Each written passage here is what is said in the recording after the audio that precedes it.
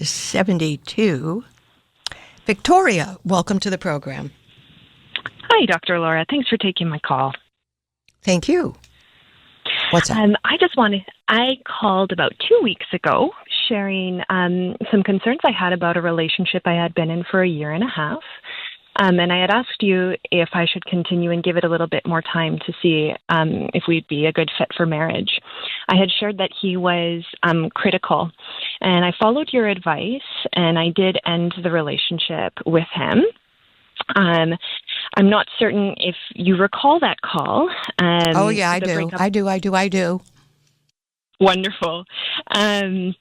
The breakup went okay, but the reason... Tell me about the breakup point. Tell me about that conversation with him. Tell me about it. Maybe this was not the best thing to do. I didn't tell him I was breaking up with him because he was critical. I said I don't think we're that good of a match, and he respected that. I thanked him for the time we had together, and he said, "You deserve to be pursued. I'll honor your request." And then he said something kind of funny. He said, "Well, if you're still single in a year's time, give me a call." And I don't know, that felt funny, but I just said, "Noted," and then we parted ways. So it went fine. It was respectful enough.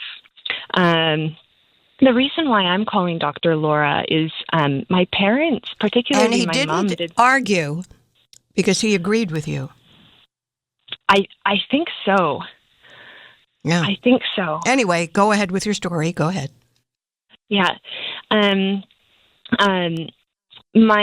mom, when I shared the information with my mom, she said it feels like there's a death in the family. And she wasn't able to sleep for multiple days.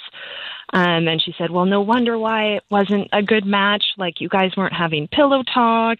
You know, you're not married yet, so there's no sex, so you're not getting close. And I'm just... Whoa. Yes. And she said... And she said she was joking about it, but she said, well, at least if you were pregnant, then you would know what to do. And then, you know, then you could like take next steps forward. Do you think any of this was appropriate motherly reaction? Seriously. If you were writing a script, yeah. What is with your mother? Tell me about her. She sounds a little nuts. Tell me. I think she just wants me to be married. Why does she need you to be married? I think she thinks there'll be a lot of fulfillment in that. For who? For who? I know. I think for her, and she thinks that it will be for me as well. I do want to be married, but I'm not certain how to go about it. That's not the point. Want to be married is not the same thing as want to be married to the right guy. It's a death. She's losing sleep. Explain your mother to me, because this sounds odd. Yeah.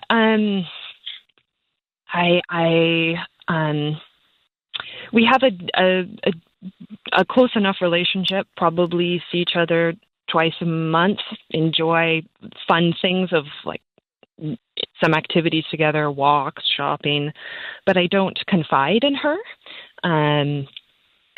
Any information I share typically gets transmitted to all of her friends, so I don't share emotionally tough pieces of information with her. I don't look to her for advice. She's your mother in uterus only. She is supportive. She does offer encouragement and wants to be a part of my life, and I do have a relationship with her that's a good one. But yeah, with vulnerable things, it's really hard to share with her. Well, then how do you call this a good relationship? I call it a pleasant one. Yeah, I can work with pleasant. I think then I'll have a pleasant relationship with her. Good. I'm good with that. So what are you going to do with her advice? You don't take. Yeah, I know. Yeah. Well, this is why I'm kind of flabbergasted, and I just thought I'd share it with you. it just feels phony and fake to have a limited, pleasant relationship with my mom, but I think it's the reality. No. You misunderstand something. Everybody in the world, whether they're related to you genetically or not, everybody's very different. And everybody doesn't match up. I mean, a mother who's a Jabberwocky and you can't trust her for anything and you don't admire her enough to take advice or philosophically feel very connected, it's still, she gave birth to you, she fed you peanut butter and jelly sandwiches, she was there. That deserves a pleasant relationship. You can't say, because I want it to be deeper, that, for example, I'm going to look my nose down at what I do have. Don't do that. You have something. Yeah. A lot of people don't have that. They can't even have a pleasant relationship because their mother's a screaming bitch. So you've got a whacked out mother, which is kind of amusing. I wouldn't say it has no value. You can go to lunch, you can go shopping, you can share some moments together. It's very pleasant. Please embrace that. Don't critique it. I can do that. Yeah. Good. For sure. Now, this guy, if what you tell me is accurate, he doesn't much care.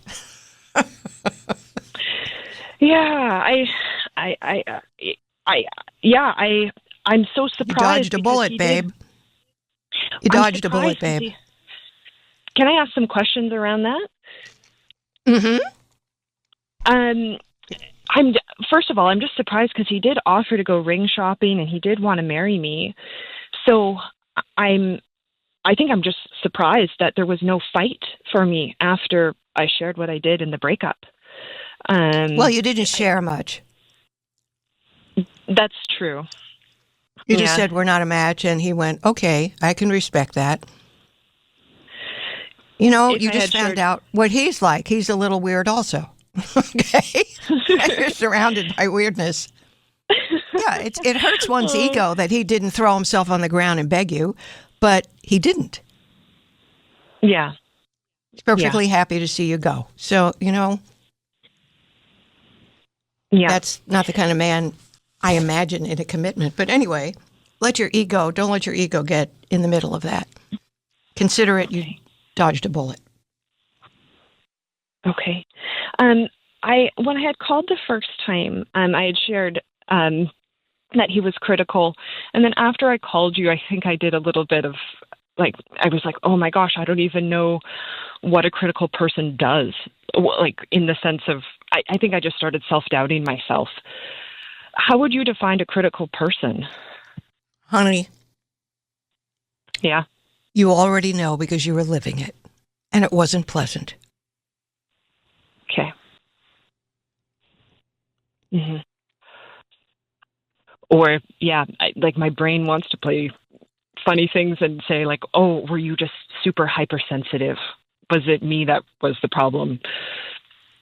But I was living it, and I did feel like scrutinized over simple things. Right. You described it all accurately in our last discussion. Okay. All right. It just hurts to have something over, to have your mommy being weird about it, and for him going, okay. So right now, you're emotionally upset. You know, just live with it for a while. Okay. Yep. I'll live with it for a while and move on. Do you reckon, Dr. Laura, if I had given more rationale for why I was breaking up with him, that he would have fought more? That you gave no rationale makes it even more pathetic that he said nothing. Other than, if you fail to find somebody better than me in a year, come back and I'll take you back. That was a little bit insulting, in my opinion. I think so too. Yeah, it landed very strange. Mm-hmm. All right. Well, Dr. Laura, thank you so much. I know it hurts. It hurts. Yeah. And your mother's not much help. But I think I now know how to approach that relationship now. And so yeah, just enjoy the pleasantry of it. Just enjoy it. I will. Don't be critical of her. Just enjoy what she is capable of doing. Okay? That's a good piece of advice. Okay. Yeah. Anything you recommend for post-breakup? Anything you recommend for post-breakup people aside from just continue on and enjoy the life you do have? You're not ready to carry on and enjoy the life you do have. You're going to spend a little time feeling like shit and double thinking yourself. And this is why distractions are good. If you ride a bicycle, do a lot of that with some friends. If you like the ocean, go play in the waves. Distract yourself. Okay, I will. Worst thing you can do now is thinking about it. Yeah. Okay, I won't think about it for a while. Okay. All right. Call me back. Call me back if you need to. It's okay. My number, 1-800-375-2872.